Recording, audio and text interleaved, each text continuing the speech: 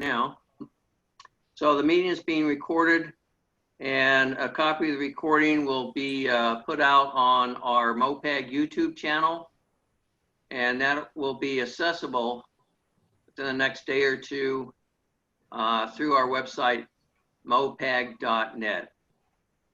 Mopag.net if you want to access the video recording for any reason. At our last meeting, we had several candidates running for St. Louis County Council come and speak to us. That was last month. Next month, on the 5th of September, at least that's the date we have now, we will have Yinka Folletti speaking on his candidacy for Missouri Secretary of State. He's trying to replace currently Jay Ashcroft in that position. So MOPAG has made a number of endorsements of candidates, some of whom won their primary and others, most notably Elad Gross, who did not. And Glen Koenen will break it all down for us today in his review of the election results. We don't have a crowded schedule of a lot of speakers today, so that should give us opportunity to bring up topics of interest to you and discuss things maybe a little more in detail. At this time, participants might want to mute themselves to eliminate background noise, which Zoom is very sensitive to. I'm going to leave that up to you all. So Marty Walsh, please give us your treasury report for today. Okay, this could take a while, like 10 seconds. At any rate, July 1st, we had a balance of $806.83, and it was no activity, so the ending balance is $806.83. All right, thanks, Marty.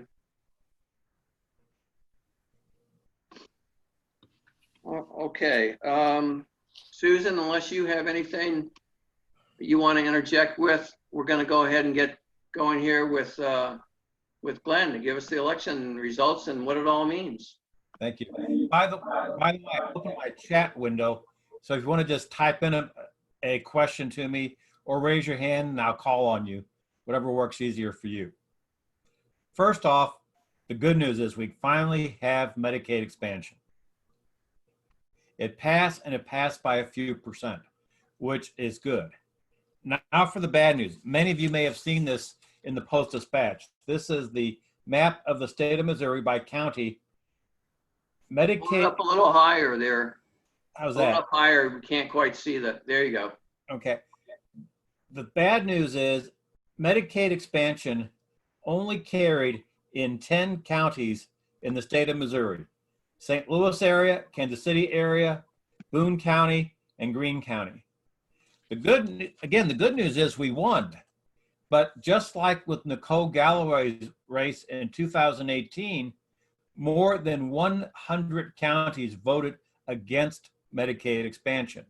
Let's remember, the 25 poorest counties in the state of Missouri, based on median household income, at least the bottom 25, probably the bottom 50 or 80, I haven't had a chance to go through all the numbers, but at least the bottom 25 counties where people were most likely to gain medical coverage from Medicaid expansion, their counties overwhelmingly voted against it. What we have still in this state is this horrible situation where people believe what they're being told, this extreme right-wing message by their state reps and state senators and so on. Remember, the campaign for Medicaid expansion had a lot of information from Missouri Foundation for Health. It had the support of the Missouri Chamber of Commerce. It had the support of most of the major religious denominations, including some Baptist groups, which normally don't get involved in political issues, and also represent many of the poorest and most conservative parts of the state. Yes, we won, but it should have been a slam dunk. This should have been a situation where we had like a 72, 75% vote for the proposal, because the number of people who were against Medicaid expansion was very, very small. The fact that we only won it by a few percentage points, and more importantly, the fact that it only carried in 10 counties, is a really dangerous thing we have to remember. People outstate. Yes, Michael. You're muted, Michael. Unmute yourself. Okay, am I unmuted? You're unmuted, yeah. I read in the paper that the legislature's talking about they won't fund it. Yeah, and I'll get to that in a minute. Oh, okay. So, but basically right now, what we need to remember is that outstate Missouri, despite all this information we had, one thing I noticed looking over at the more rural media, the smaller town papers, and I've got a few friends who tell me what's going on the radio in these small towns. Even in St. Louis and Kansas City, whenever there was a discussion of Medicaid expansion, they mentioned the Republican view that this was going to cost Missouri so much money, we'd have to take money away from education, we'd have to take money away from all these other programs. Despite the fact that all of the analysts, including people from Warshu, people from the Kansas City area, et cetera, all said that at worst, Medicaid expansion might cost Missouri a few $1 million a year while covering over 250,000 more people with medical coverage. The media gave the other side, and our area even, almost equal space. In the rural areas and the smaller media markets, it appears that the anti-Medicaid expansion message got like 3/4 to 75 to 85% of the coverage. In other words, they quoted their state reps, their state senators saying how horrible it was, and they didn't look at the broader information or more information out there from the statewide sources, from other people. So around here, our media tried to be balanced and gave the crazy people more time than they deserved. Outstate, the same people never got any coverage. What does that mean? Okay. Mike Parson had said he will enact Medicaid expansion because it is now the law of the land. However, our governor a couple of weeks ago laid off 200 middle managers in the Department of Social Services who will be helping to oversee the expansion of Medicaid. We're hearing talk from people inside the system that they want to greatly reduce the number of resource centers where people can go and apply. We're also hearing from some of the Republican state reps and senators who were so opposed to Medicaid expansion that they will do everything they can to block it from being enacted. Now, by getting rid of the staff to process the applications, you can really slow down the rollout. What they're also talking about is something that's probably illegal under federal rules, but they may try to do it anyway, and that is making Medicaid expenditures subject to appropriation. As it stands now in federal law, Missouri sets their guidelines for Medicaid, and the federal government has to sign off on them. But Medicaid is an entitlement. Missouri has to provide Medicaid to everyone who meets the criteria. Remember, right now that criteria is ridiculous. An adult in Missouri can only get Medicaid if their income is basically below $400 per month. With Medicaid expansion, that'll go up to about $18,000 for an individual.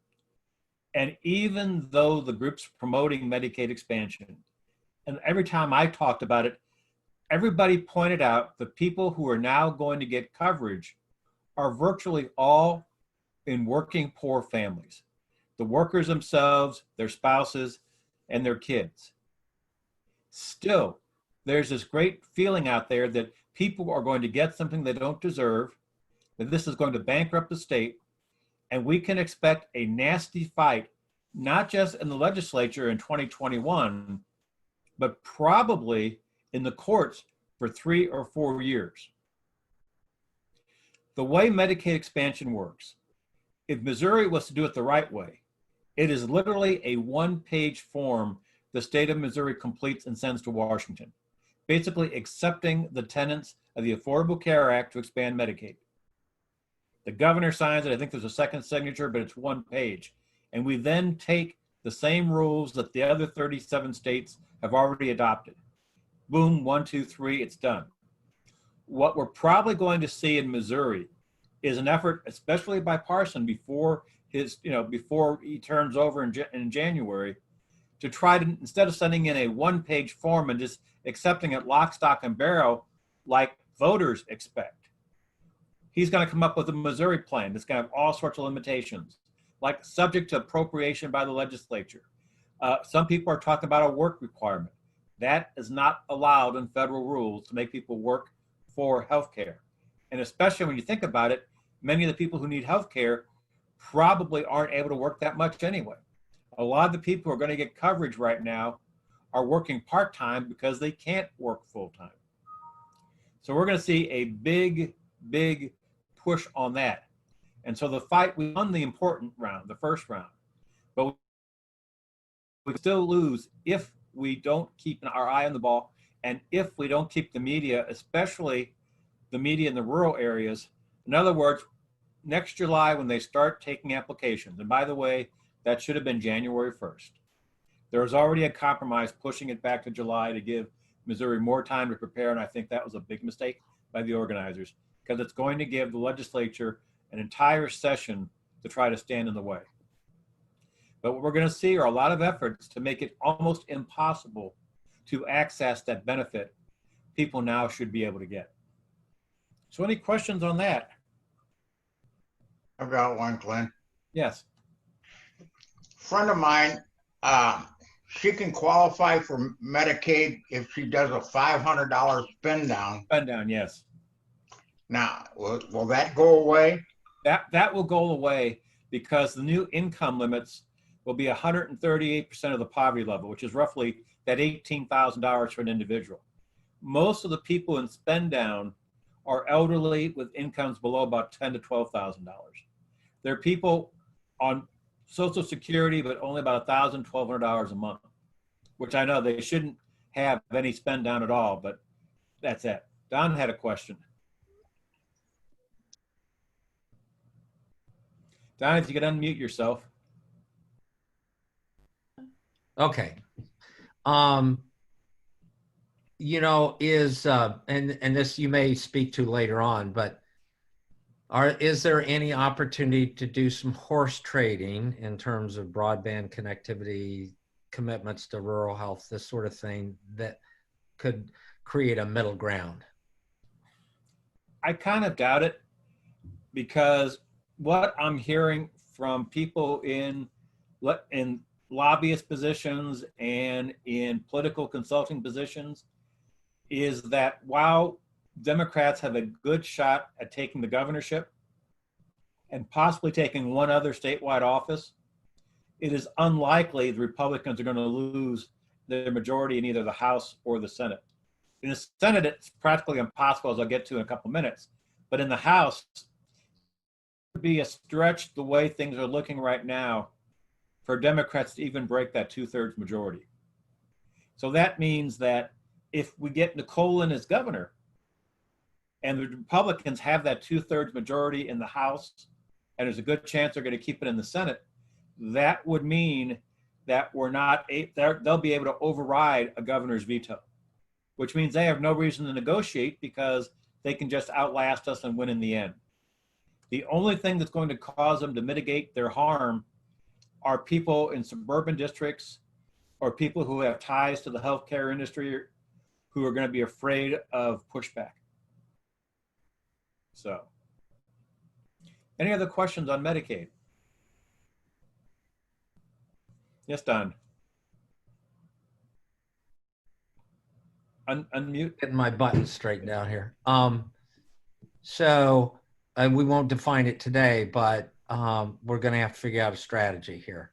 So, and it's not going to be just us. All of the groups that fought for Medicaid expansion are going to be in the same boat. I expect the Missouri Foundation for Health, legal services around the state and others will be keeping a very close eye on this, and they'll jump in very quickly whenever they can. Yeah, well, we're going to have to elevate our game because our messaging, I mean, it has been weak. So I'll leave it at that at the moment, and we can talk later. Our messaging has been weak, but also remember, we look at like the papers around the St. Louis area and the TV stations. Rural radio is a different ballgame. There are radio stations down in the Ozarks where Rush Limbaugh is their liberal voice. There are some people out there on the airways right now who are way past scary. So, and in fact, about 3 years ago, I was having to go from a meeting in Kansas City down to Springfield. And in Western Missouri, there was a radio station on the Missouri-Kansas line. On a Tuesday afternoon, they had a 2-hour show on guns. Prime radio time, just about guns, hunting, and threats to the Second Amendment. Okay. Diane had a question, which I was getting right into anyway.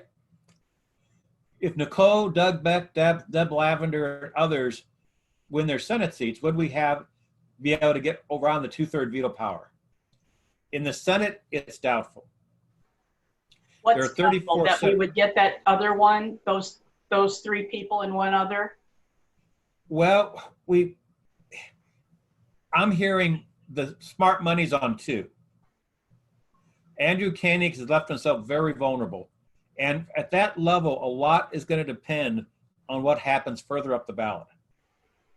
We need for people to be so mad at Donald Trump that they vote against him and they stay on our side of the ballot for Nicole, for Rich Finneran, and work their way down until they get to that state Senate race and that state rep race. Because right now, there aren't that many vulnerable Republicans, unfortunately. And we've got to pick them up. One thing I want to point out real quick, jumping down my list here, there were 44 state reps who became state reps for the next term merely by filing their candidacy papers. Now that includes Sarah Unsinger and Peter Meredith around here, among others, but 31 Republicans will be state reps because they had no opponent in the primary and they have no general election challenger. A lot of these are from rural areas where their brand of conservatism is what even keeps Mike Parson up at night. We know, for example, that the conservative caucus is going to grow. Do y'all remember Mike Moon, the guy who killed a chicken on Facebook to protest abortion a couple years ago? In January, we're going to be calling him Senator Moon. He has no Democratic opponent, and he won his primary. The conservative caucus is probably going to pick up 2 or 3. And so even if we get Deb Lavender, even if we can hold with Doug, remember Doug Beck is a hold, got Scott Sifton's seat. The chances of getting enough to get that 12th state rep, an uphill battle. It could happen, but it's only going to happen if everything breaks our way and Donald Trump keeps doing stupid stuff and Mike Parson keeps doing stupid stuff. Because we've got to get people, remember right now, I've heard people in the Ozarks say they know people who have never voted for anything but a Republican because they've had such a lock outstate for so long. Yes, Susan.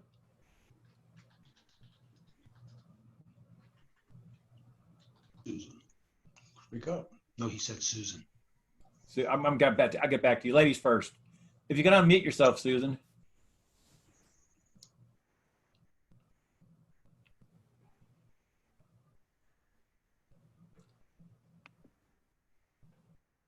Yes, Susan's still on mute. Susan, can you unmute yourself?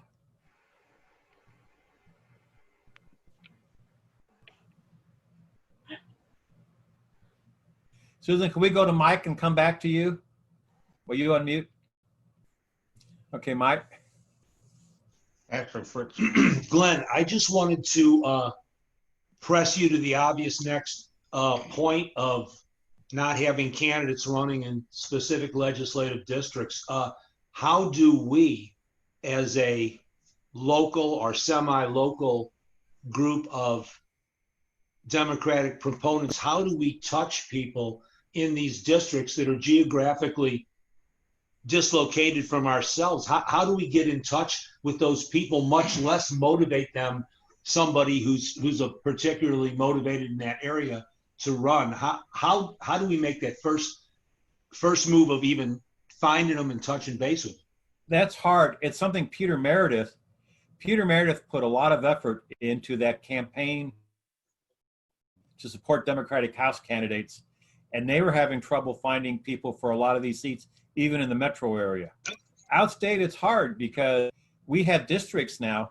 If you look at the general election totals from 2018, we have districts where we had Democrats run it, they got less than 20% of the vote. It's hard to get somebody to run in a district where their opponent is looking at an 80% history. Now we're looking at districts where the Republican lean is plus 25, plus 30. That is so incredibly hard to overcome and so incredibly hard to motivate people, because a mailing in a state rep district now, if you're smart and have friends, you can do it for $5,000. $7,000 seems to be more of the running average. Didn't Stephen Weber have a candidate in every race last year? In every They had them in more, but not in every. Again, the ones that are so Republican in the outstate, they didn't get them all. They got more. Oh, but it's hard. I really feel like we don't know what we're missing, because anywhere that a Democrat doesn't run, one vote beats you. So I don't understand how. I mean, we can certainly make assumptions about the demographic of a particular geographic area, but I mean, you just never know, especially in a very lowly populated area, what's out there. Well, I hope everybody is signed up for Michelle's program, where you give a little bit of money every month so that we can give all those people who run at least some seed money. That would help a lot. Yes, Susan. Okay, sorry I didn't unmute before. I couldn't. I had been kicked out of the meeting and had to re-enter. You could see me, but I couldn't see any of you. The St. Charles County, it passed in St. Charles County. And I was wondering if any of the senatorial candidates in St. Charles County might be vulnerable, especially Eigel, who's been talking about defunding it. No.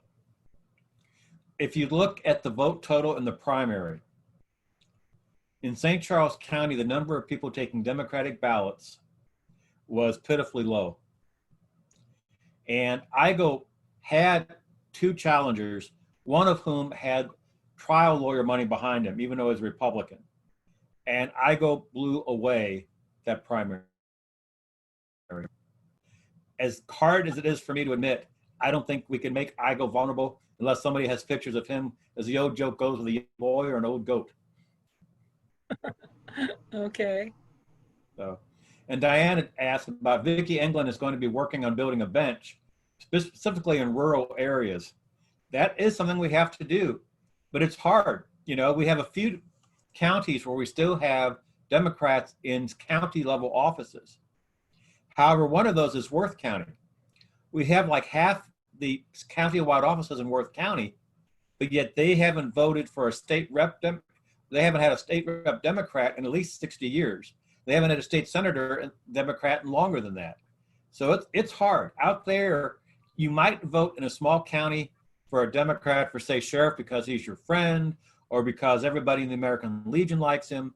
It's harder on the state rep and the state senate side, because one thing right now is we're facing people like to vote for people they think are going to win.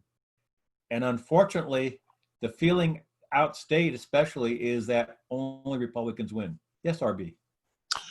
Yes, you mentioned that program that Missouri Democrats were going to fund anybody running for office with a couple of grand or something like that. Right. I didn't either follow it or I became unaware of it. What is that program? I don't have my card for Michelle in front of me right now, but It starts today. it starts today, yes. Yeah. By Michelle, name escapes me, but it's probably itstartstoday.com, I imagine. But there's an It Starts Today at a national level and also on the It's Missouri well, level. national level, but if you Google "It Starts Today Missouri," it should come up. And where you use a credit card and you agree to give like $2, $4, $6 a month, all so they can build up this money over the next 2 years for the next election cycle. And again, it's not going to fund races. Remember in 2018, Paula Brown in the 70th district, there was more than $1 million spent between the candidates and the third party groups on one state rep seat, because that was a swing seat. But there are so few swing seats, the Republicans can do that. They can shovel a ton of money against anybody they want to, because they only have to defend a few. We have to conquer a lot. So let's talk a little bit Thank about you. Mike. Yes. RB, you have to say something? Let's talk a little bit about Mike Parson for a second. Nicole Galloway is getting good support. She has a good reputation. And even the Republicans, to me, look very desperate in their first TV ads. They're trying to tie her to a Joe Biden who doesn't exist. Liberal Joe Biden is going to defund the police. Remember what Trump said the other day, that Joe Biden's against the Bible? We're going to see a lot of nastiness because she's a good candidate. They can't go after her personally. They can't go after her policies. And so they're going to try to kill her by guilt by association. But we need to remember about outstate. Statewide in the primary, Mike Parson by himself with other candidates on the ballot, he collected more votes, 501,000 votes, than all the Democratic candidates for governor combined. And remember, in urban areas especially, Democrats tend to come out more for primaries than Republicans. That's why when Medicaid expansion got put on the August ballot, it didn't bother a lot of us that much because we knew the Democrats will all come out for the primary.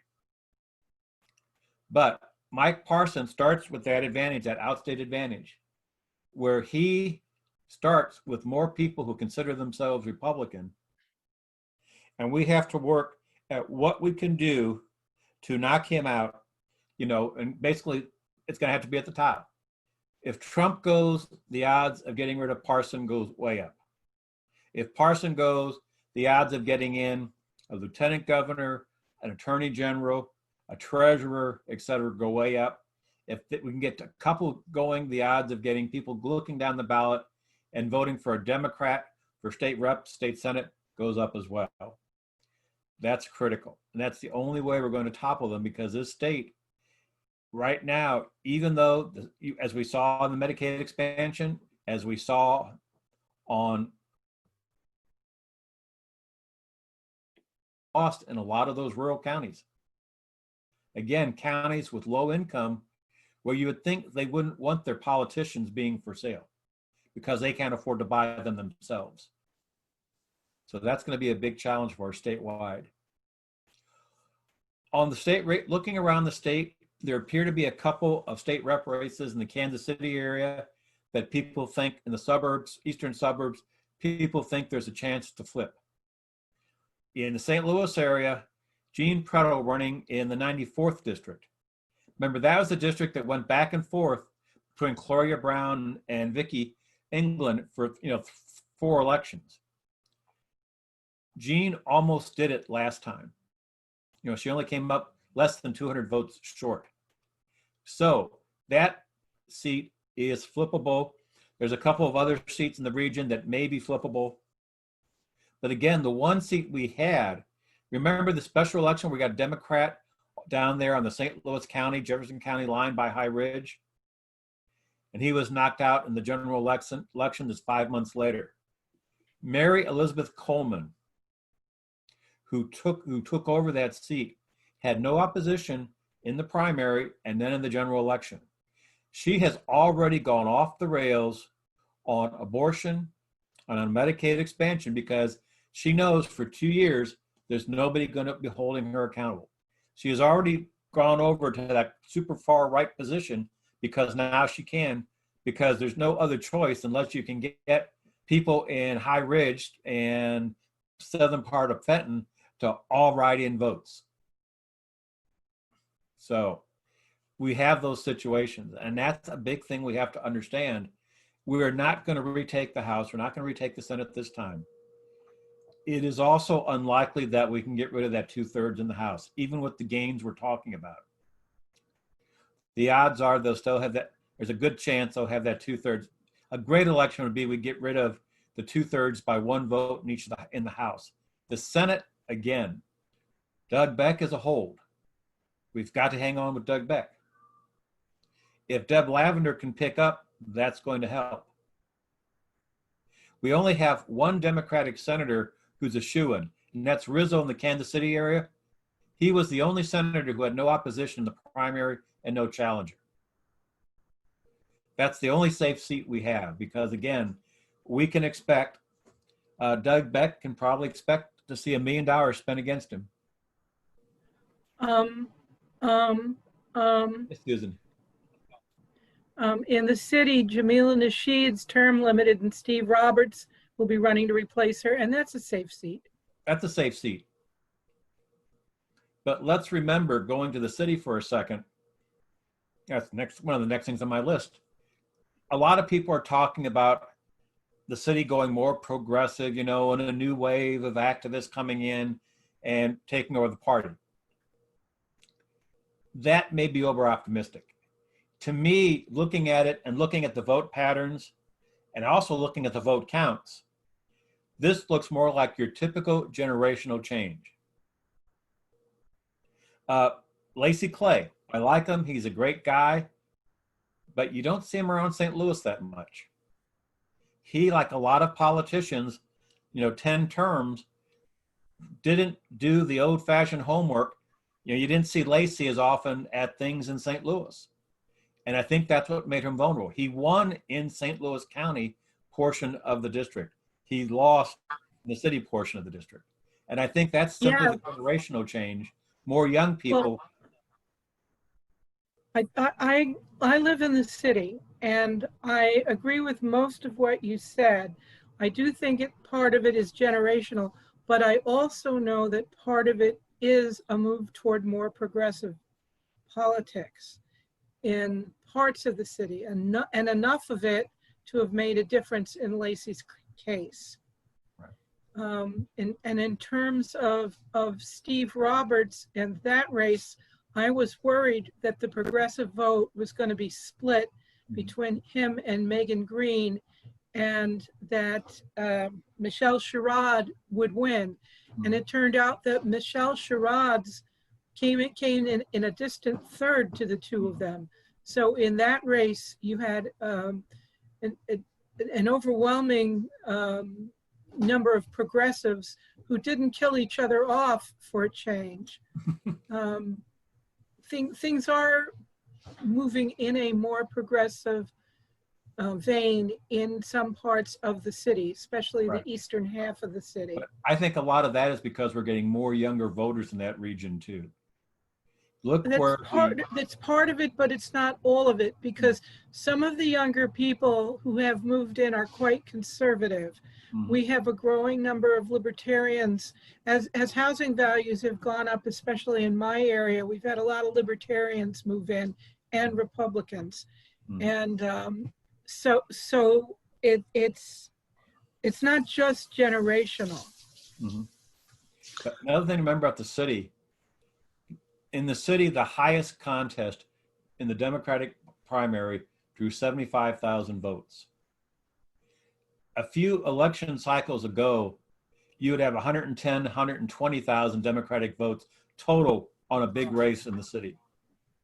The city has their other problem being their loss of population. I'll get to that in a second, but you got a question, RB? Regarding the Megan Green, Steve Roberts, I was absolutely dumbfounded when he won.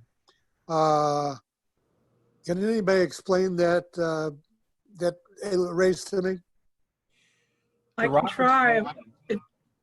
If Glenn, I'd like to hear what Glenn has to say, but I have some insight as well. Just that the Roberts family has a lot of goodwill they've built up with their name between years as aldermen and other jobs in the city. And the Roberts have a business in the city. And so they've got, their name recognition is favorable, probably even more favorable than the Bosleys right now. And I think that helped him. And I'd have to say that especially amongst that younger generation, Steve Roberts is anathema to the women because he had 2 rape allegations against him. Mm-hmm. And there was a certain number of young women, a very high percentage of young women, I would say, in the district, who are extremely upset that he won the election because they consider him to be a rapist.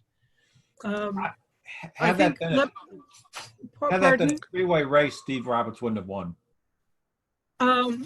No, I don't think that's true. And I think what happened in the city in recent times, women have been winning. And two-thirds of our citywide elected officials are women at this point, and 2/3 of them are African American. Mm-hmm. When I looked at that race, I thought really, there were 6 people running, but only 3 people had a shot at it. Michelle Sherrod, Megan Green, and Steve Roberts. And what I think turned out happening is that Michelle and Megan split the women, and that's why Steve won. Interesting. What has Steve been doing for the last 10 years? Because when I remember when he was trying to run against the mayor, Lyda, in the 28th ward, he had absolutely no experience in anything. And I haven't heard anything of him since. He's part of the Roberts family cooperative, I guess we could call it. And station, they still own a lot of real estate. I'm still not sure exactly what he does either. So he's a state rep. He's been the state rep for 4 years. I don't know if it's 2 terms or 3 terms. 2 terms. And before that, he was in the circuit attorney's office for a few years. He's only 32 years old. Yeah. Well, where was he state rep? I guess I could look that up. So it's one of the North Side districts. Yeah.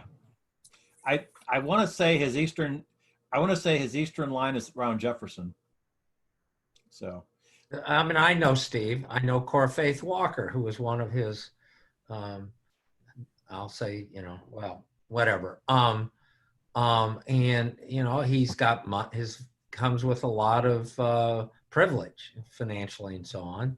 He's not smart. He's not dumb. Okay. He's very active. He's out and about. So, he's a force to be dealt with in any election. He's the chair of the Legislative Black Caucus right now. He is an articulate, smart, dedicated, progressive young man. It's going to be interesting to watch his career. I know 10 years ago, he wanted to win 28th Ward Council alderman because it was going to be his first step toward becoming the president of the United States. Good to have dreams. If we could back up to a second to Cori Bush and Lacey Clay, though, something else. That was. Something else I want to bring out. We have to remember that the first district is going to get radically changed after the census numbers come out in 2022. I've heard that the city's census number would be 285 or lower before the pandemic hit. From what I'm hearing from people on the ground, with the pandemic and all the other problems, St. Louis City could get a raw census number of 275 or lower. Now, the real population is probably closer to 300,000, but we have a lot of groups in the city, which I knew of when I used to work at Joint Neighborhood Ministry in the near South Side, people who are fearful of answering the census. And that's going to cause the city's bad numbers there. We know there's been a decline in population. It's going to cause it to look very worse. What does that mean? The state of Missouri is looking at a modest increase in population. The current first district lines, the inner suburbs and the city, are probably looking at being about 75 to 80,000 people below what the new district size is going to be.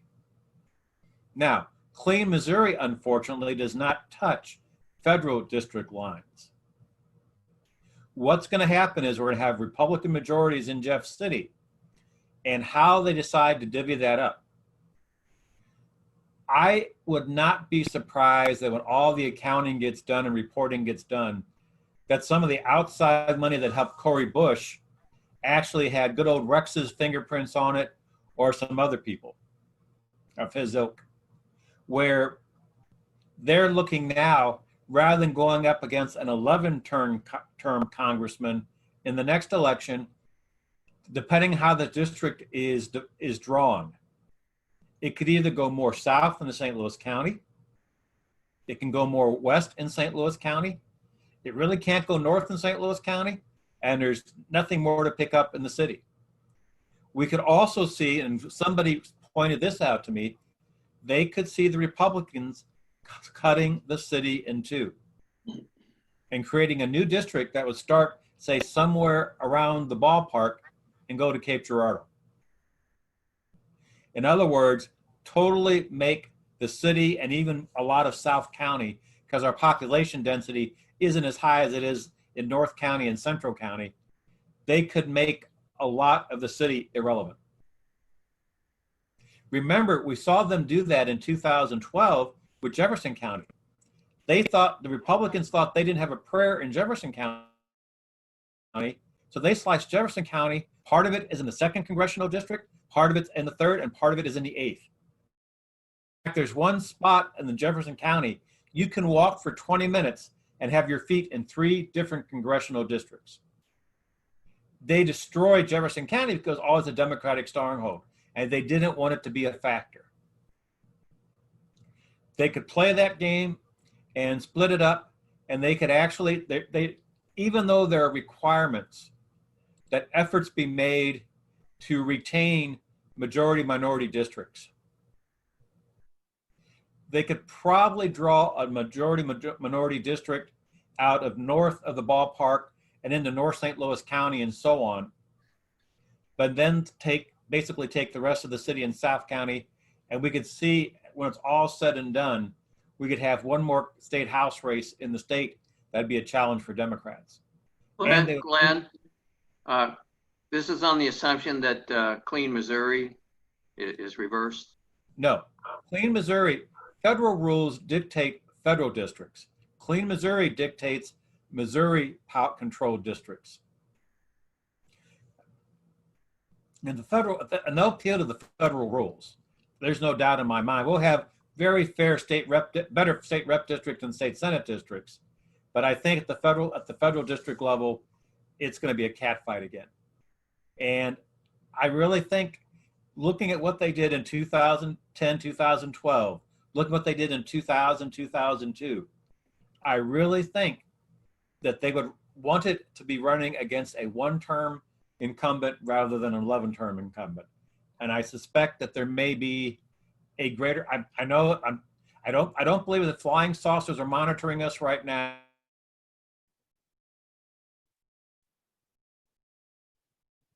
Who have plans to consolidate their power here in Missouri. And some of those plans include the congressional districts. Any comments on that? Now,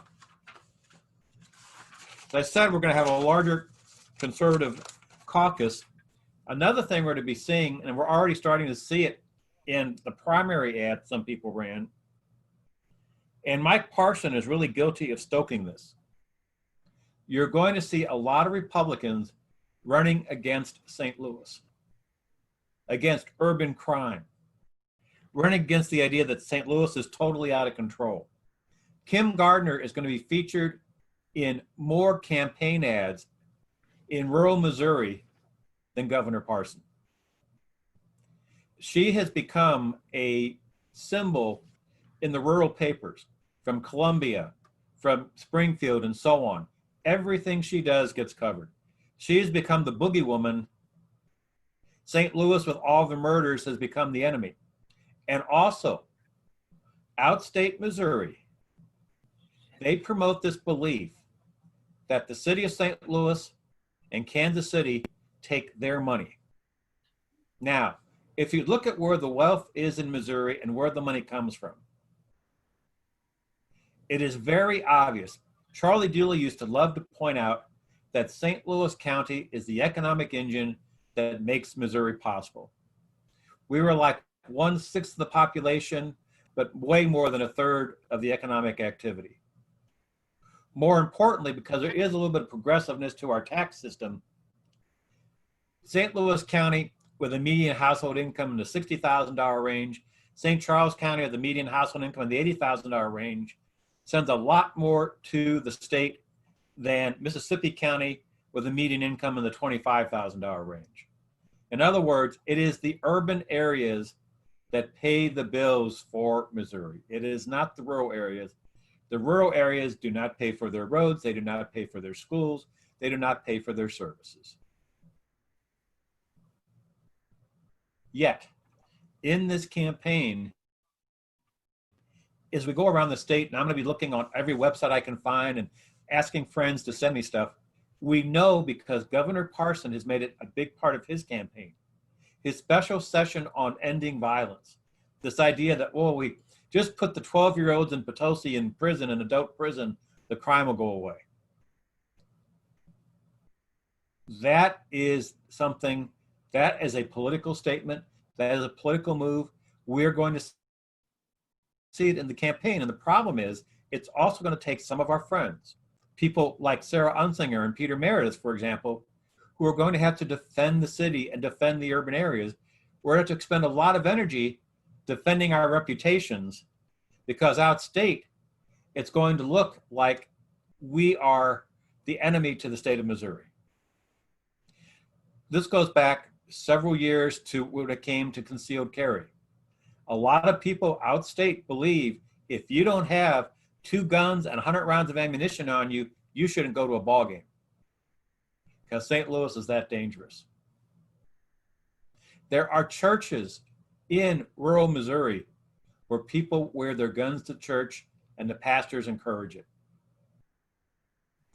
There are theaters in Branson that have signs, that I saw one myself that says, concealed carry encouraged. That is the reality, and Mike Parson is taking that approach and he's going to drill home on it. He's doing it now with the special session. We're going to see it coming up too in his advertisements against Nicole.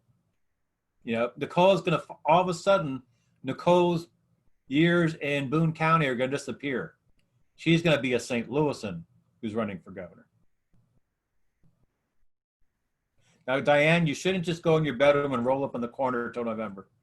We have to fight, and we're going to have to keep in the battle. If nothing else, we're going to have to make a lot of noise just to make sure our issues get heard.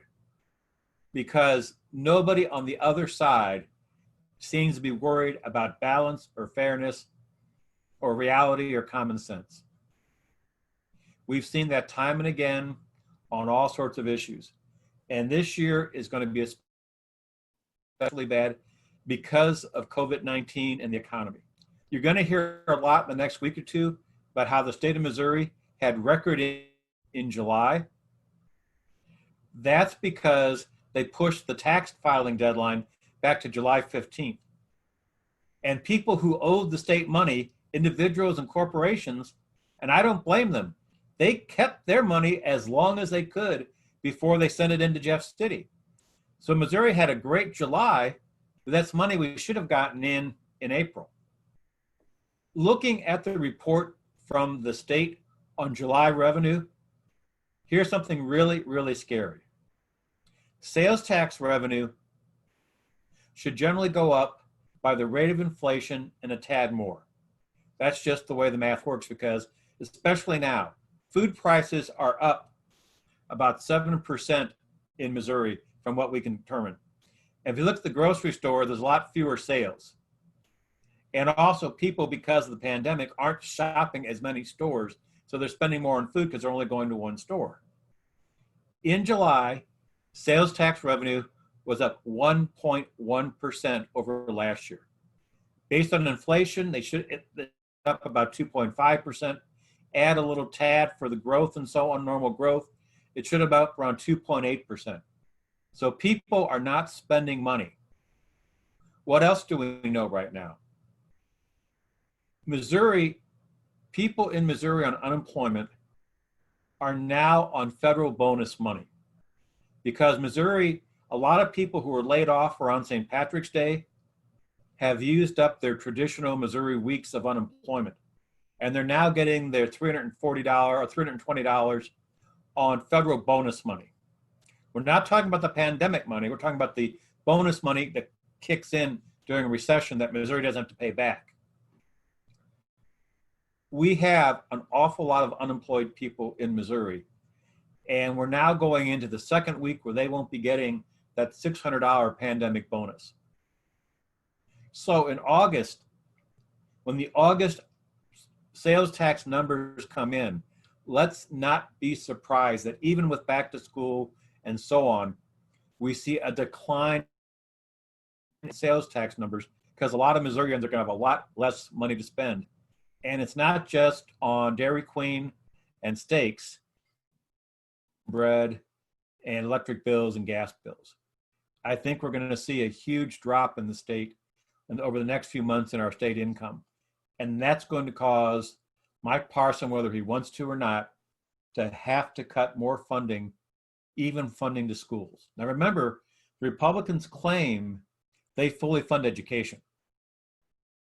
They fund it at their lower level, and they changed the formula a couple years ago. But they claim they're fully funding education, and then they quietly cut from it a couple months ago. They've also cut transportation money. And one of the reasons many of the rural schools are going to 4 days was because of that transportation cut. Now we have a situation, though, where a lot of these rural school districts, the broadband penetration rate in outstate Missouri is among the lowest in the nation.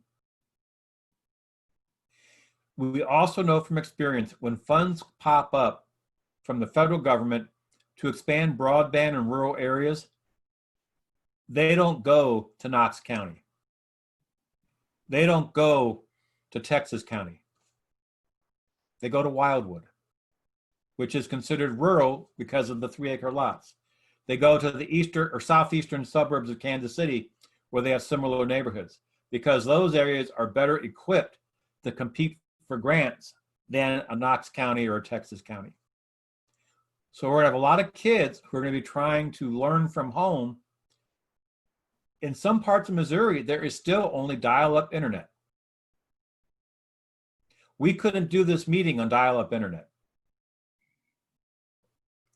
We're going to see a lot of problems. And looking down the road, they've already said they're not going to test the kids next school year. We're not going to have standardized testing. I have problems with some of the standardized testing, but if we're not doing it at all, that's a little bit less accountability for the kids and also for the future. What's going to happen 3 and 4 years down the road if we have 2 or even 3 school years where kids in a lot of these rural districts are falling way behind because they can't even keep up with the kids in our area, going to school from home over the internet? That's going to be a problem for the state universities. It's going to be a problem for kids from rural areas. How do you better yourself if your education isn't going to be good enough to allow you to compete, to say, be a nurse, be a doctor, be a lawyer? we're going to have we already have a gap between our high achieving districts and our low achieving districts. A lot of those rural districts don't have a chance. They are really going to see their performance drop control. And there's just nothing that anybody's going to be able to do about it because Missouri won't put more money in the system. Missouri would never think of issuing a bond issue to bring broadband to every county in Missouri. Missouri would never think of saying we need a tax increase to fund education. Look at what we've been going through for road funding. And even the Republicans admit the roads need more money. But we can't raise taxes. We need more money, but we can't raise taxes. As the old saying goes, everyone wants to go to heaven, but nobody wants to die. And it looks like the vast majority of Republican primary candidates signed Grover Norquist no new taxes pledge. Meaning when they get to Jeff City, it's going to be awfully hard for them to even do the common sense things. Next year, Missouri could raise revenue by about $125 million under Hancock without a vote of the people. You do that every year in a decade, you're making some real improvements, but they're not going to do it at all. So sorry to be so depressing, but this is Missouri and this is where we're at right now. My wife is with her family. They decided to go to Branson this year. I told her to count how many Confederate flags she sees. Her last text, which covered Wednesday, Thursday, and Friday, was 21. So those 21 Confederate flags in public in a tourist area in Missouri in 2020. That's where we're at, folks. Now that you're all depressed, any questions?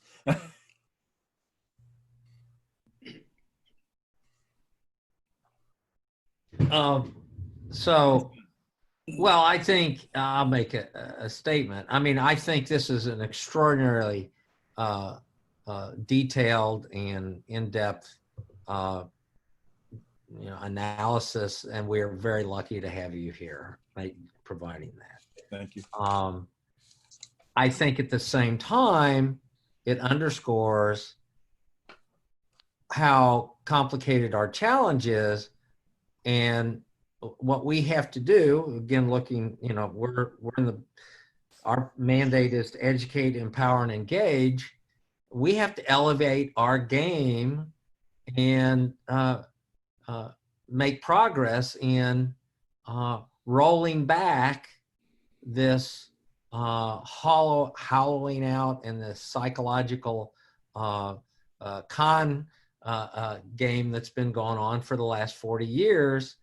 And it's certainly not easy, but that's what we have to do. And we have to understand it's complicated and develop our strategies accordingly. I think a lot of our strategy has to be to work at how we get people to get out to the media in these small towns. That's something that we take for granted, that the media wants to be fair and balanced. We take for granted that we want a reporter to look at a story objectively. You look at the news a lot of these people are getting. Some of you may have seen newscasts in Springfield. Listen to radio in northern Missouri. Listen to radio in western Missouri. Listen to radio in the Ozarks. Everybody down there does. Radio, they don't have Sirius XM. They don't have cable with 100,000 channels like some of us. They don't watch MSNBC. They listen to Joe and Steve in the Farm Report. And somehow we have to figure, how do we get Joe and Steve in the Farm Report to look at information objectively and to report facts and not just what they're being handed by their state senator, their state rep, and the Republican sources. One of the things I like, the one paper I like, is the Unterrified Democrat. That comes out of Lynn, Missouri, in Osage County. It's been around for 165 years, I think. It now has a new owner, but unfortunately it went from being a very small town paper like they would get 4 pages out of little kids killing their first deer. They'd have a picture and explain how little Jimmy used his grandpa's 30-30 to take down his first deer. They had a big deal on the county fair, and they even had all the winners, like the kids who raised, the 4-H kids who raised the best hog and everything else. The Unterrified Democrat, the new owner, must be friendly with ultra-conservative sources, because rather than just running a column from Blaine Luchtenmeyer, now there's editorial content that is so slanted and so biased, you shouldn't call it a newspaper. It's really gone over the edge. And this was an institution that, yes, it was a small town paper, and yes, they weren't our big friends, but they used to be a local paper worried about local issues, and now they've been drawn in to this big fight, you know, on the side that thinks Rush Limbaugh is a liberal. Now, nothing about the Unterrified Democrat. Their territory includes Westphalia, Missouri. There's one person who has a plantation, and that's what he calls it, outside of Westphalia, who we all know. His first name is Rex. And I've been told by people in Lynn, Missouri, that Rex gets 2 copies of the Unterrified Democrat every Wednesday. I wouldn't be surprised if that new owner of the Unterrified Democrat has had a phone call or maybe a lunch, you know, at the diner with Rex. But we've got to fight things like that. We've got to go out there. You know, I was talking to a group a couple of weeks ago, and we were brainstorming. And one of my ideas is we need our own newspaper. Sell ads and, you know, sell it, even if it's only quarterly, you know, 4 times a year to every registered voter in Missouri, and keep it very factual. Don't try to change them to the Democratic line, but say, well, look, this is what Missouri's revenue is looking at. This is where our schools are going. This is where Missouri rates on school achievement. This is what's going on our roads. And just making sure to try to directly get to the people with facts. Now, it's going to be hard to get advertisers for it, but I think that is something that for the long term, because you just cannot imagine, and I talk to people who work in food pantries in these rural areas, you just cannot imagine what the ideology they're hearing out there is. Like I said, they have pastors saying, bring your gun to church. Well, Glenn, yeah, I agree. We obviously need a media strategy, which is a big thing, and not an easy thing to come up with and implement. On one positive note, going through the election results and looking towards the future, I've been waiting for the Cook Political Report to change their rating for the 2nd district, the Ann Wagner and Jill Shoup race. They've rated it leaning Republican or likely Republican for some time, and finally, just recently, Jill Shoup came out with something that said Cook Political Report is now rating that as toss-up. So yes, that's one positive thing.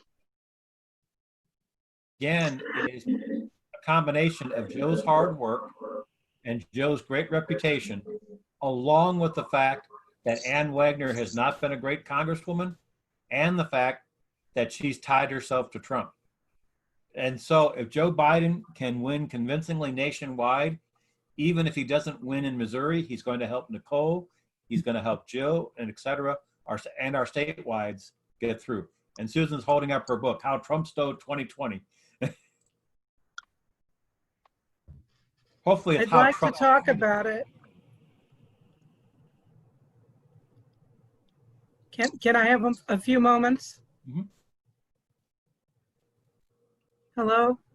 Yeah. Go ahead, Susan. Okay.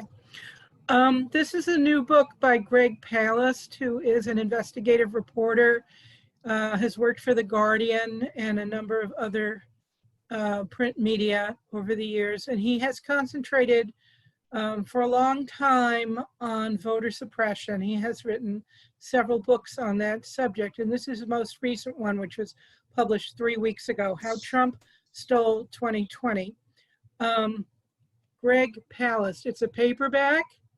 It's available probably on Amazon and wherever else books are sold. It's only $16.98, and it's a fast read.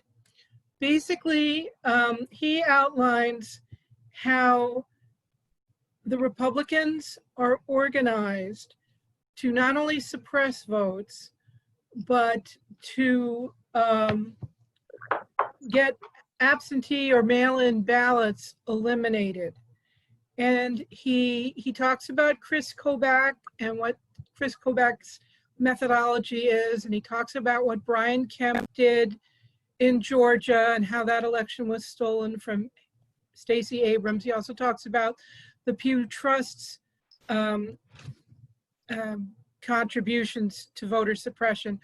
But he makes the point that in 2016, the number of write-in, mail-in ballots that were eliminated in states like Wisconsin and Michigan were 3 times of Trump's margin of victory. So if he won by 20,000, at least 60,000 absentee or mail-in ballots were challenged and eliminated. He talks about how the Republicans actually show up while the ballots are being counted, the mail-in ballots, and they challenge every single one and make every single one be scrutinized. That's why it takes so long to count those ballots, and they will get them eliminated for whatever reason they can. So he does, and he says they deliberately go after Democratic areas, wards and districts where they know people are African American, Asian, young, and therefore more inclined to vote Democratic. And they get those ballots eliminated to such an extent that basically the elections are being stolen.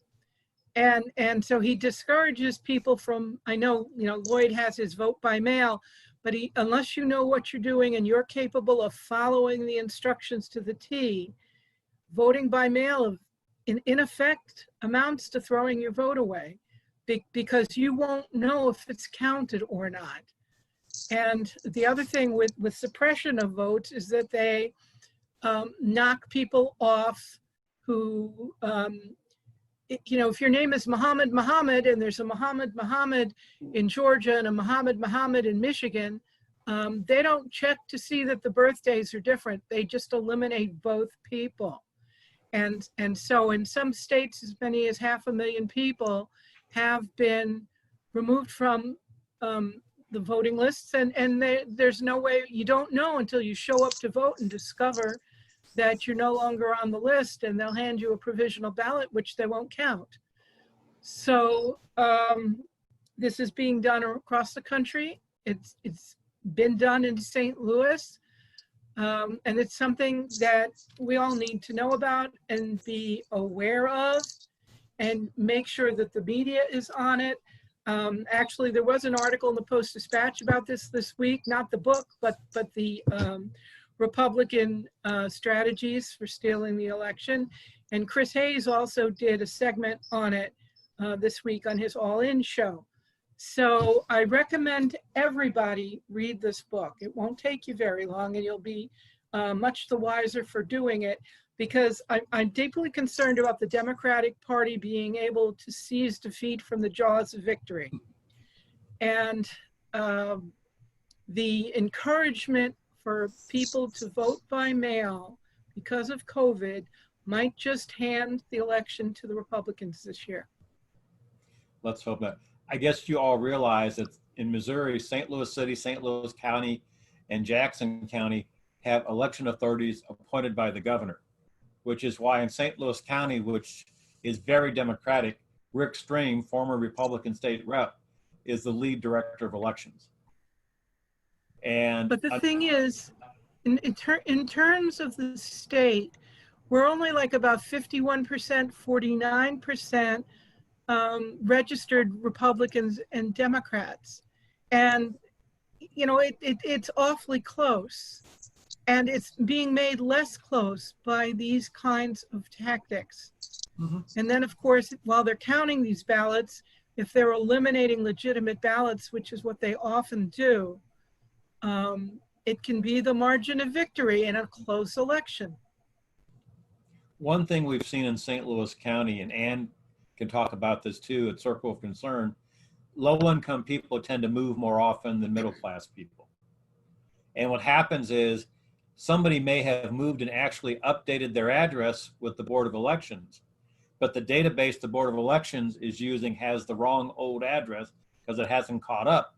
And so all of a sudden the new location isn't counted and the person's tossed off the rolls, even though they did what they were supposed to, because it couldn't be verified using the databases available to the county.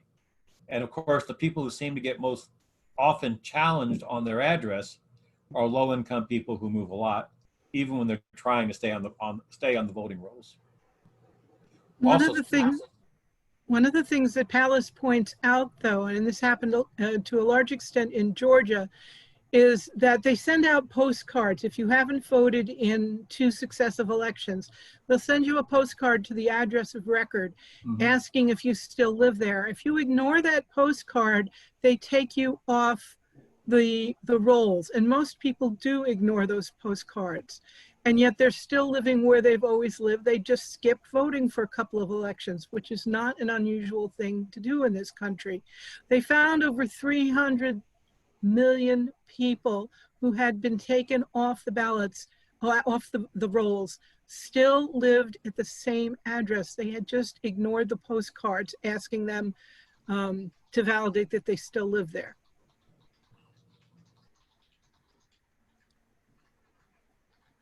Really, read the book. Will do. You meant 3 million? 300,000 people in Georgia were removed from the voter registration lists who still lived in their same homes simply because they ignored a postcard. And, you know, Palace makes the point that when they want to find you to make sure you paid your income taxes, your state taxes, they find you. But somehow they don't manage to find you when it's time to vote. They use different tactics for different reasons. So I mean, they're deliberately going after people to remove them from the polls, and especially in Democratic areas. So really, you know, some of our problems are manufactured for us. One problem we had in St. Louis County was that their system assumes virtually every voter will have a Missouri driver's license. Their system assumes that you can put your driver's license in and they can scan the code on the back. I watched one lady who didn't have a driver's license where I got my ballot in the 27 seconds, whatever it took for the machine to come up with it. She was there before me and she was still there at the table after I had put my ballot in the scanner and called it a day. 3, 1, 4, 6, 7, 5, 1. Glenn?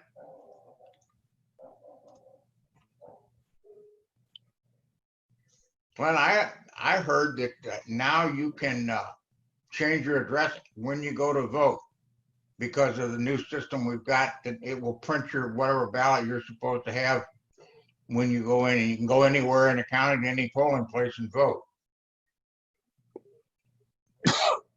You're muted. You're muted. Glenn. Glenn, you're muted. I did that because my home phone was ringing next to me. I know you can vote in any place in the county now, but I'm not sure you can do day of changing your address. Well, that's what my ex-wife was told. She moved into a retirement center and she hadn't changed it, and somebody there said she could change it the day of the election. Well, right after the poll. That's for future elections. You're allowed to vote one time if your old address, if you've moved within a certain time prior to the election. But then they're probably changing it for future elections. Do you know what that amount of time, just off the top of your I head, wanna say is? for some reason, 60 days sticks in my mind. Mhm. Because it's the idea that, because the way the system works, if you move on Tuesday, the next Tuesday, they can't get everything updated.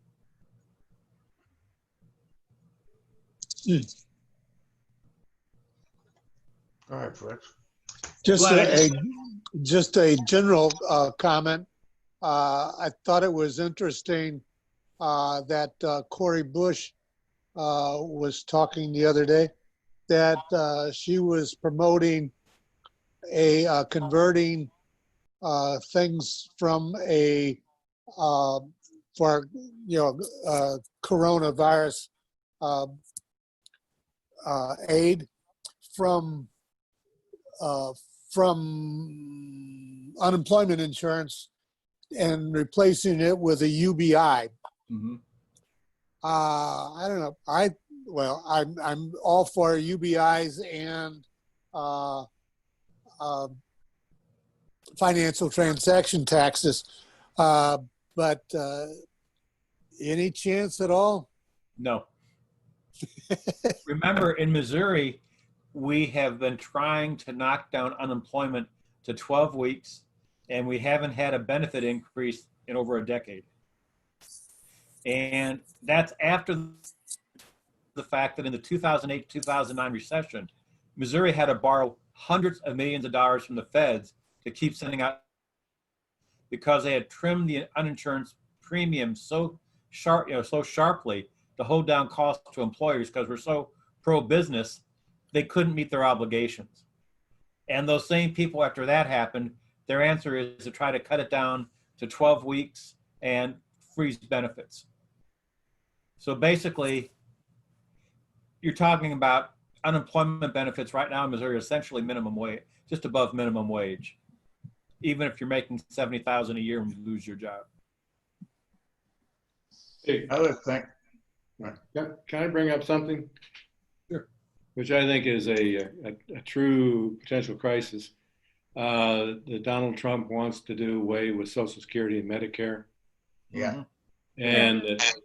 And what he's doing it, and some of you may not know what it is, but he wants to reduce or eliminate the payroll tax. Mm-hmm. If anybody that doesn't know, the payroll tax is FICA. It is the sole support of Social Security and Medicare, and he wants to cut it.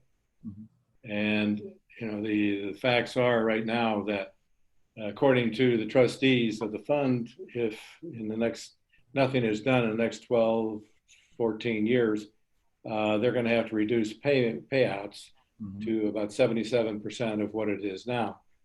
And then if you cut out the payroll tax or cut it back, there just won't be any money to fund Social Security and Medicare, and they will go broke. And he's being helped in this by his old adversary. That happens to me. What's his name from Utah?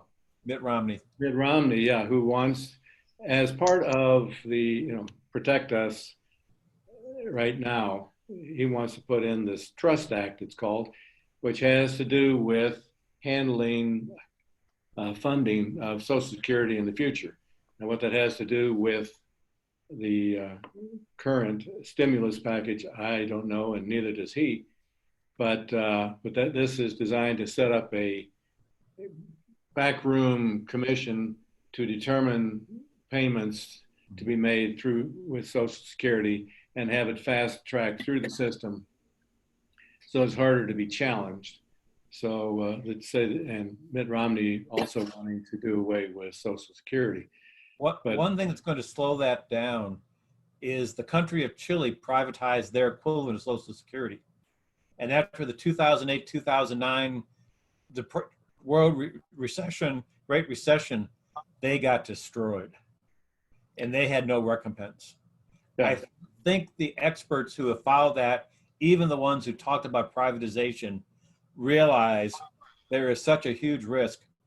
You're talking almost revolutionary level risk if suddenly senior citizens lost that income. Or Well, saw it drop by a fourth. yeah, I mean, there are a couple of things. Number But he's one, basically trying to defund Social Security with cutting the payroll tax. right, and he has stated on a couple of occasions that he will not sign any bill for the stimulus, which does not include a cut to the payroll tax. And I think what he's calling it a payroll tax rather than FICA, because there are a whole lot of people who don't know what the payroll tax is, Yeah, and exactly. they think, hey, we're going to get a tax cut. When the fact is, the payroll tax cut is not going to help anybody who's unemployed. Mm-hmm. They don't get money to be taxed, and the people who are working don't need a payroll any tax cut. But he is just his determination to get rid of Social Security. Remember, our current Congresswoman backed the idea of young women being able to get maternity leave by drawing against their Social Security. Right. However, basically every 3 weeks of maternity leave you took would take a year off your earnings base, meaning that if you had 3 or 4 kids and when you finally got to retirement age, your pot of money would be a hell of a lot smaller because you would have taken that money out earlier, wouldn't have had a chance, to accrue your benefit level. And, there are a lot of people who don't realize illegal immigrants are the best thing that ever happened to Social Security because they get money taken out of their checks and they ain't going to get it back. Right. So it's probably a percent or so of our unemployment or of our Social Security benefit right now, which is coming from all those hardworking people who are supporting us without meaning to. And by the way, if they're working here and they're collecting Social Security from their check, they should be able to get it. Right. So no one knows about this Megan Rezebeck issue that everyone's talking about in Eureka. She got elected and She has been a right-wing crazy for a while, but to be honest, I never took her seriously, and I don't know of anybody from West County who ever took her seriously. Well, she just won in Eureka. Yes, that's the scary part. There are a couple of people in the Wildwood City Council, and then of course Dottie Bailey from that area too. But Dottie Bailey used to be considered the outlier. Now she's looking more like mainstream compared, to this lady. Did What's her name? State Department not vet her? The state party not vet her? Well, the Republican Party and the Democratic Party really don't vet any of us. All you have to do to become a candidate on the Democratic Party is say you're a Democrat and be a paid member. Republicans are the same way. What is this woman's name again? Parties. Megan Rezebeck, Rezabek.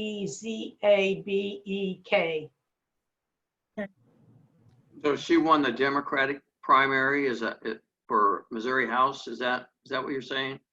She won in Congressional District 3.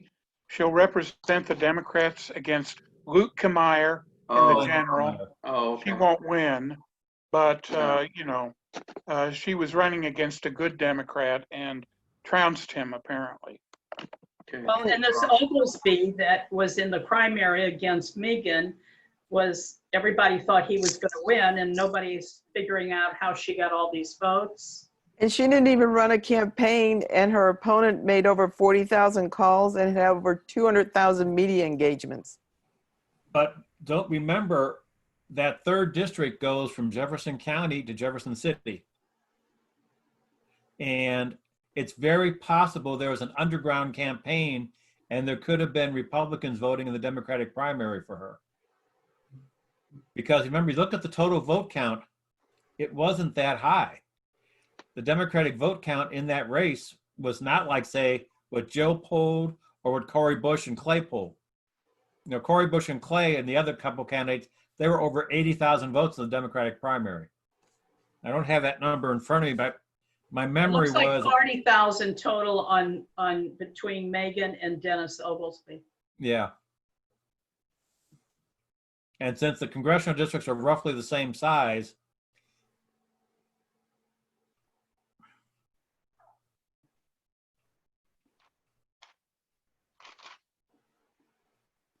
but again, people see there are always people on the ballot. Mike Parson, one of his opponents was Dr. Jim Neely.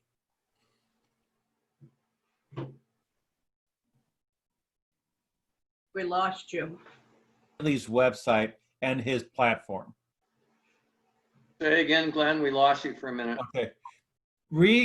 Go on to the website for Dr. Jim Neely. He was one of Parsons' opponents in the Republican primary. I really got the impression he got beamed to this planet from Mars by mistake. His platform, even by Republican standards, is way, way, way. He makes Mike Moon look sane. And I think you know how I feel about Mike Moon and his chicken murder. So. Well, I think there was a lot of crossover votes in St. Louis County, Republicans coming in to vote for Montavani. Yes, that would not surprise me. However, Sam Page, I didn't talk much about that, don't want to get into that, but Sam Page surprised me because all I was hearing from South County and West County were people who are unhappy with the way Sam was handling the coronavirus and what he's been doing in office. So I was amazed.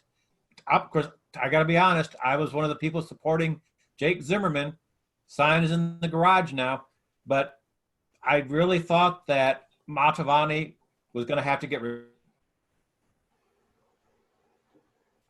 We lost you again. Montavani was what? We missed you at the critical point there. Sorry, internet connection problem. Montavani, I really thought was going to get Republican crossover votes, but I really expected Page to not do as well in South and Central County as he did. I really thought that Jake Zimmerman was going to pull better. Jake spent a lot of time in South County. There's a lot of unhappiness down here with Page. Talking to people in West County, there's unhappiness with Page. But yet the power of incumbency and all those free days on TV, although I did have a Republican stop me in the grocery store and told me that he took a Democratic ballot and voted for Page because he liked the way his wife looked in the commercial. I voted for Zimmerman, but I heard a lot of established Democrats did not like his ads. Yeah, I voted for him and worked for him, but I had some friends who said the same thing. They didn't care for his ads. Yeah, they thought he was being anti-police. Mm-hmm. Speaking of police, if we could go on maybe to another area, Glenn, if you're pretty much wrapped up on. I'm wrapped up on the election unless we want to start talking about different vote totals in county council districts, which I think is way into the weeds for all of us, except for Don. Yes, Don. Well, no, the county council, Rochelle Walton Gray, and she lost to Shalonda Webb. Kelly Dunaway won. Mm-hmm. And Alex Lang, who we endorse, he lost to Bob Burns. Yeah. Which we regard as a negative. Bob Burns had the name recognition, though. Right. And the Walton case, the Rochelle Walton case is interesting because the Walton family has been like the Bosleys in the city or the Roberts in the city. They've had Albert Walton, that little chunk of North Central County for decades, they've held sway. And this is the first major loss I think they've taken. Why do you think Logue lost? Money? Money, and I like him, and I supported him, but I think when it came down to pictures, he still looks like a 12-year-old, and he's the first to admit it. He didn't look like an attorney general. What did Rich spend his money on? The only thing I heard were MSNBC ads. And he never went to rural Missouri. He was on TV and Elad wasn't. Yeah, Elad wasn't on anywhere. And plus, I think a lot of the legal groups came out in support of Rich because he was more of one of their own, whereas Elad, even though he was a former assistant attorney general, was considered more of an outsider. And look at all those cases Elad took on government transparency and government spending that nobody else would touch. Well, I think he deserved the job because of all that heavy lifting he did for 3 years there. and the margin, what was the margin? It wasn't great. And No, it was 10 points. He got 42%. Alad did. Yeah. Well, Well, About a 10% margin, I believe. Yeah. he's marching forward. He's going to do something with eviction courts right now for a little bit. And he's young enough there. He could be around for another 20 years and be an active candidate. So he also, I think, can, I would hope, provide insight on how to reach out to these rural communities, because he was, even recognized by Republicans as done a great job of getting out there. So. yes. And Well, a lot of it, good old fashioned going to every Democratic club, visiting the whole state. The only thing I would caution though is that, remember what we were talking about at the beginning, Medicaid expansion won in 10 counties.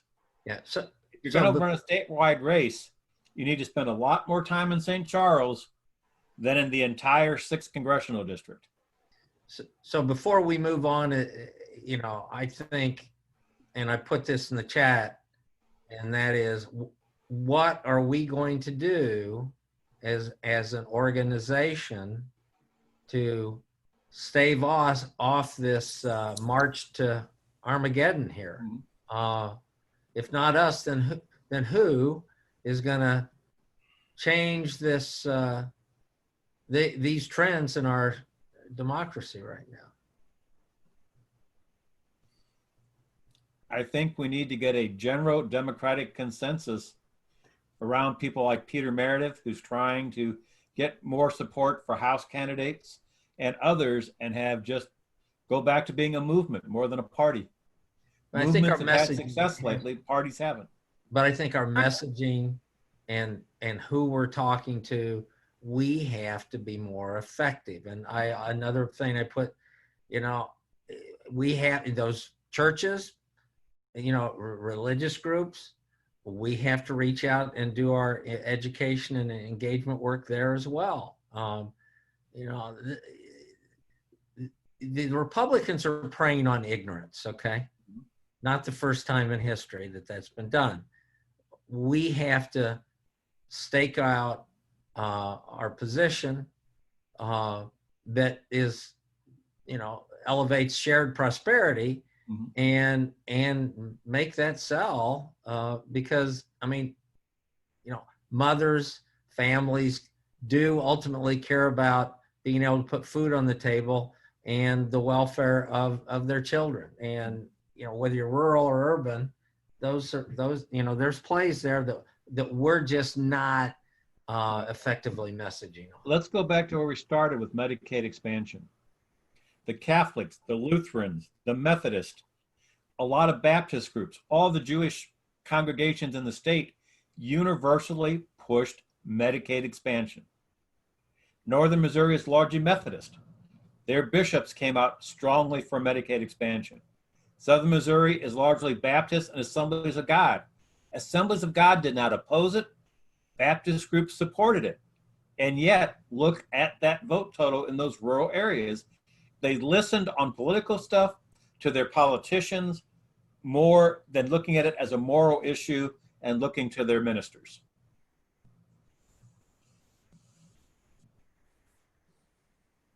That's something we just have to deal with. That's people in outstate Missouri. They believe in God, but they believe in Mike Moon more. Well, I think that the Democratic Party here in Missouri is going to have to, develop new strategy after this election, and a better rural strategy that is financially realistic, because some of what you need to do in the media, that costs money, right? I've looked at some of the radio stations. That still costs money to actually operate a radio station, and you can. So several years ago, when I was involved with a statewide effort, we were able to get on all the bot radio network stations. It was like 35 stations most of them slightly religious in rural Missouri. For around $2,000, you can get decent play on all of them. And that's a political buy, which is the lowest rate. But there are ways, but it's getting the message, it's getting it out, it's taking the time. And again, that's why I like the idea of a newspaper, you know, that goes out to every registered voters, maybe even twice a year, that comes from the Democratic Party, and it's strictly factual. It's not trying to make them stop being Republican. It's trying to get them to look at the facts, like, hey, there are 250,000 more Missourians who can go to the doctor now. Hey, there's 15,000 more senior citizens who have gotten into nursing homes because we expanded this program.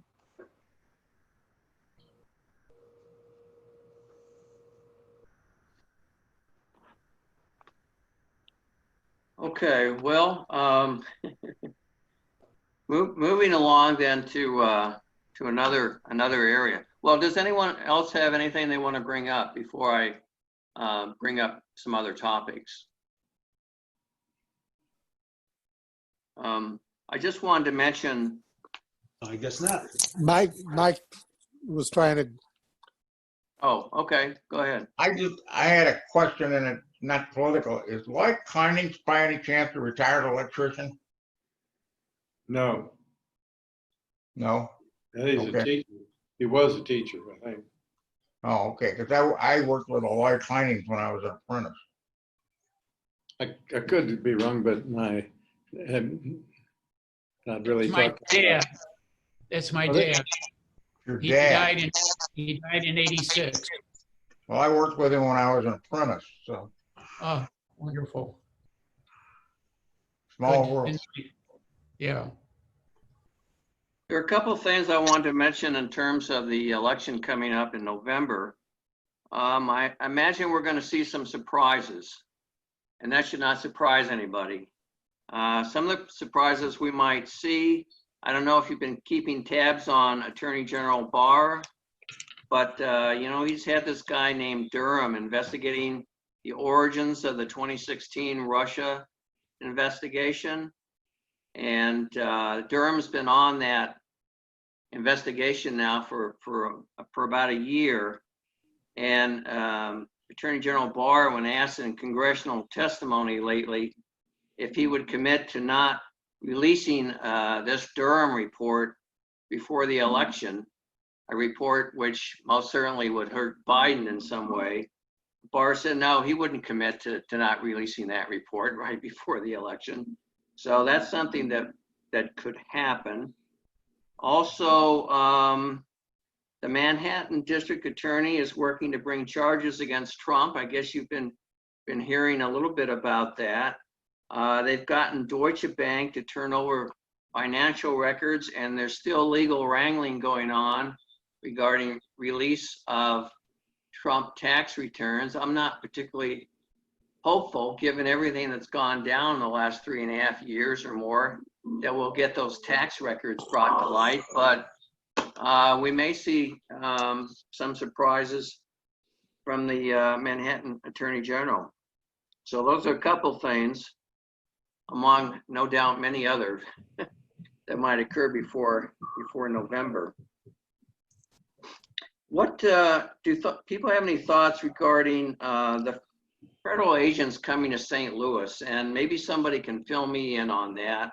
A number of agents, like what agency are they coming from, and how are they going to be used in St. Louis City?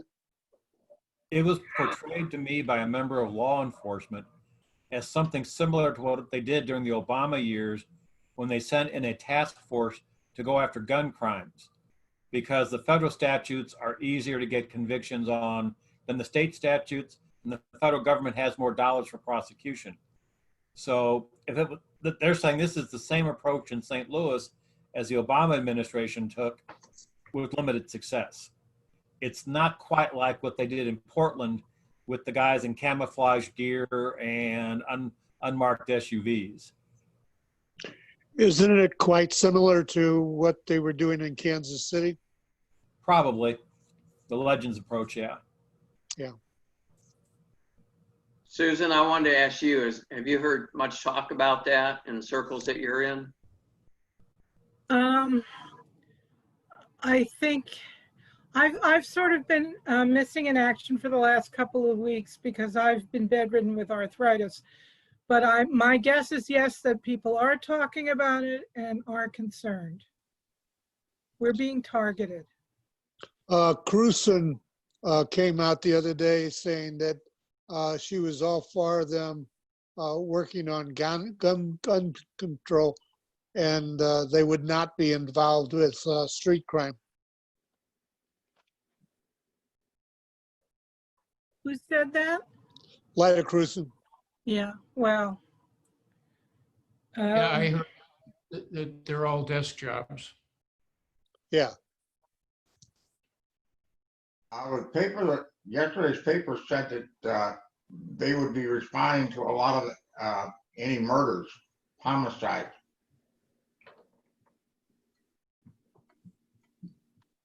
Well, in St. Louis, almost every murder is a gun crime. It's we have guns everywhere. Hardly anybody gets stoned. I think it's easier to get a gun in the city of St. Louis than it is in RC Cola.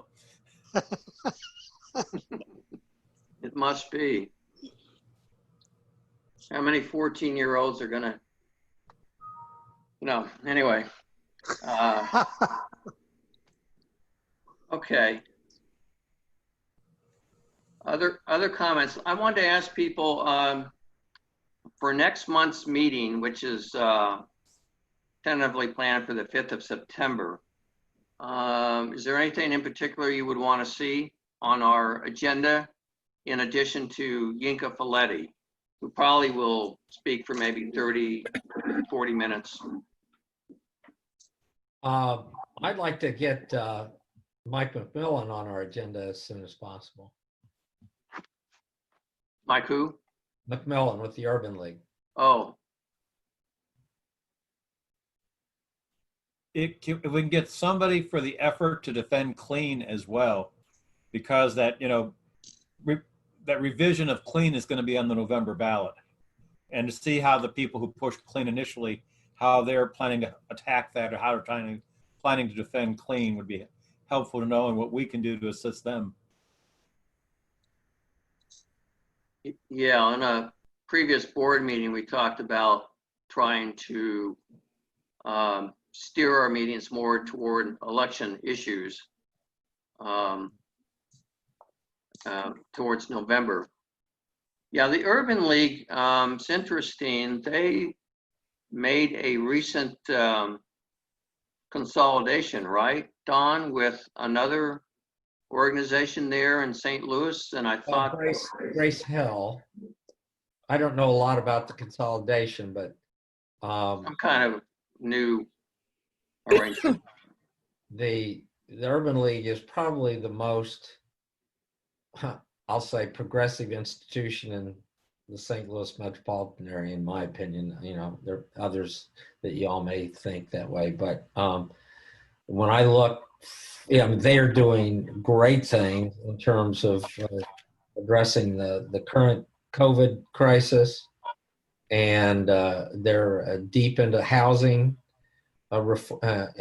transformation, and I'm working with them as much as I can on these challenges that we're talking about right now. So Mike McMillan is a very dynamic, charismatic individual, and he understands politics. I think Susan, knows his history. So Grace Hill was on life support because were primarily involved with healthcare, and they've had a horrible time getting funding or keeping everything funded.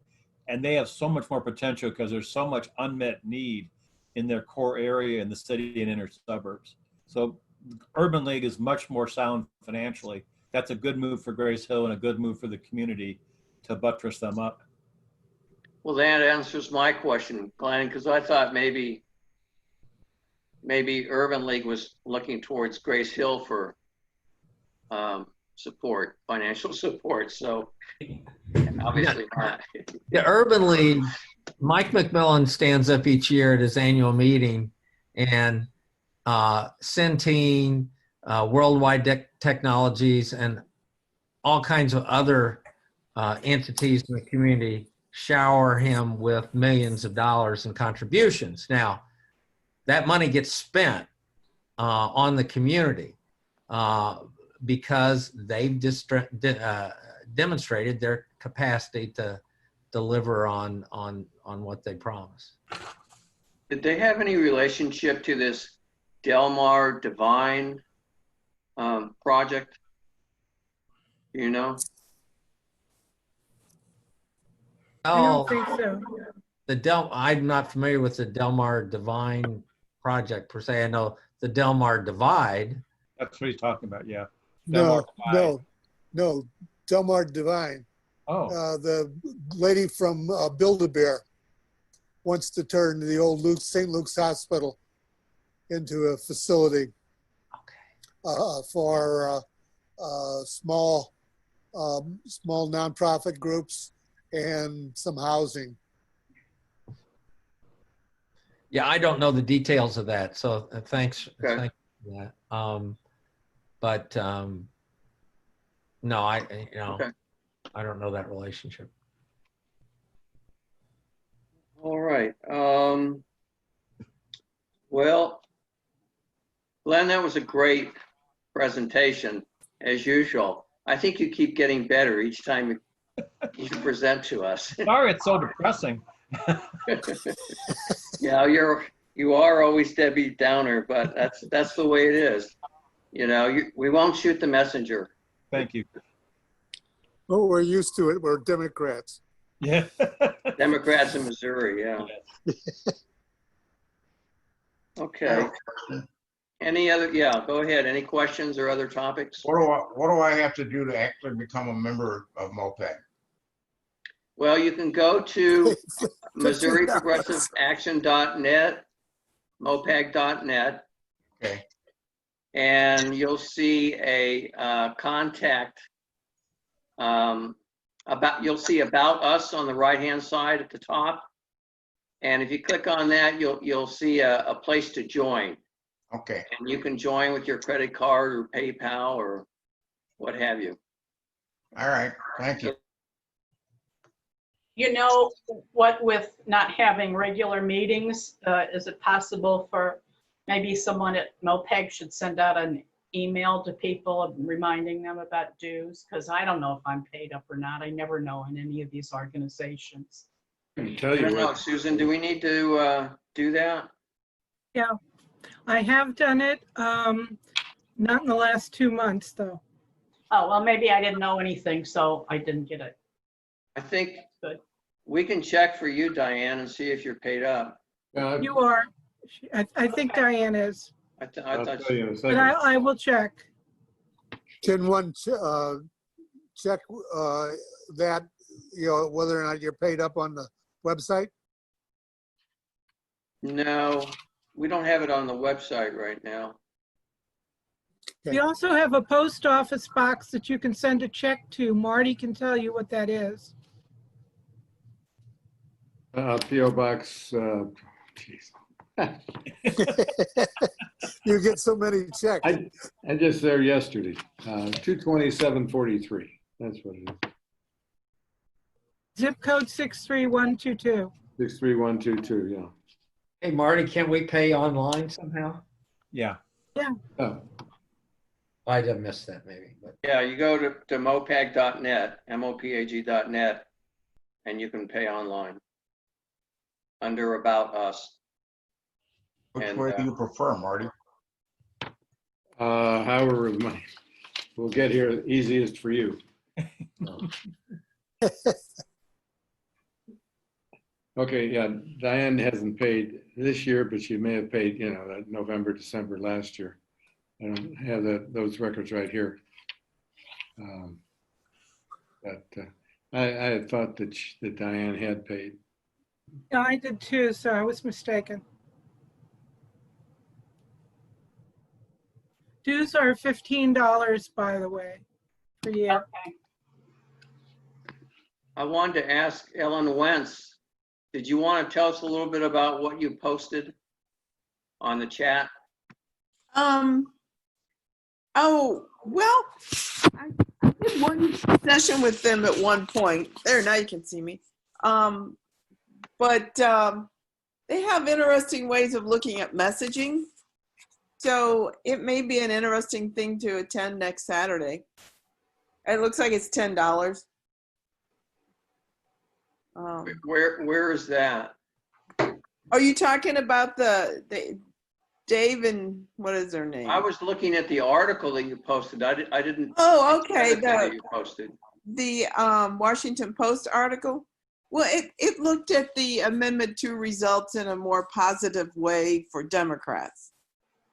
It was just, you know, you can read things into both ways. Okay. Okay. Yeah, I see your other post regarding speaking to people speaking to them in the right way in order. Right. Just of it. Let's see. Conspiracy theories. Right, which kind of went along with what Glenn was talking about, rural Missouri. I don't know about the rest of you, but like I know people who get a lot of their information from YouTube videos, and they really seem to gravitate towards some of these conspiracy videos. You know, another thing I've been doing lately is I go to my friends' Facebook pages that are right-wingers, and I report their post as fake. I figure it can't hurt. It might take them down. I mean, if I really think they're fake. We got some comment on one of the videos that I posted to our MOPEG channel, if you can hear me. Yeah. And it was, I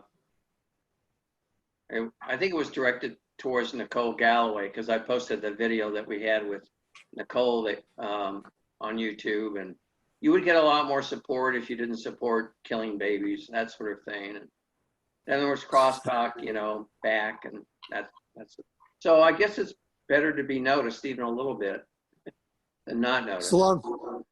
As long as they spell your name right. Right. You know, Donald Trump gets more press than anyone, and he's kind of disproving that idea that there is no such thing as bad publicity. He even messed up, you know, 4th of July this year.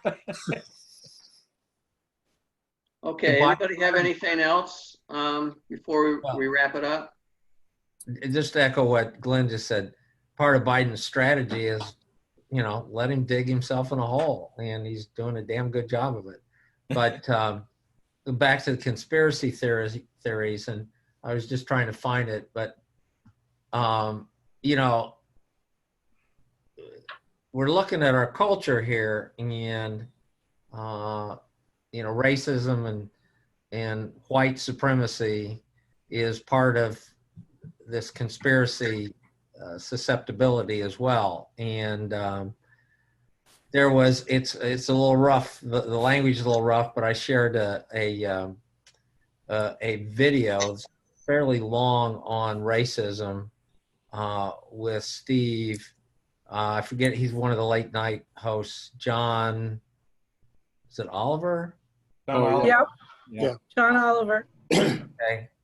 And I mean, he really doesn't pull, I mean, he doesn't pull any punches, and there's some profanity in it. They use the N-word, but it's a pretty quick tour of racism in America that is worth watching, in my opinion. So, and that's, you know, and again, in rural America, you know, that's part of what we're up against here. I just became aware of an interesting blog regarding school segregation. It's a blog called Nice White Parents, and it deals with some schools in Brooklyn, New York. It's very interesting how whites took over a school in Brooklyn that was predominantly black to create a gifted program that only whites could get into. It's a very interesting piece. Nice white parents. Nice white parents. I think What's it's the first word? What is the first word? Is it nice? N-I-C-E? Yes. correct. Okay. Nice white parents. It's a four blog series. Just Google it and it pops up. Yeah, well, racism is alive and well, even in my hometown, so. I put the John Oliver link in the chat if anybody's interested. Okay. Yeah, Glenn? John Oliver, it's good. Okay. Adios, Okay. amigos. Good meeting, good conversation. Thank you all for being here. Yes. Yeah. Thank you much. Thanks again, Glenn, and everyone for your Yes. participation. Thank you all. Have a great Thanks for day. doing all. this, guys. I really learned a lot today. Yeah, very informative. Very informative. I did too.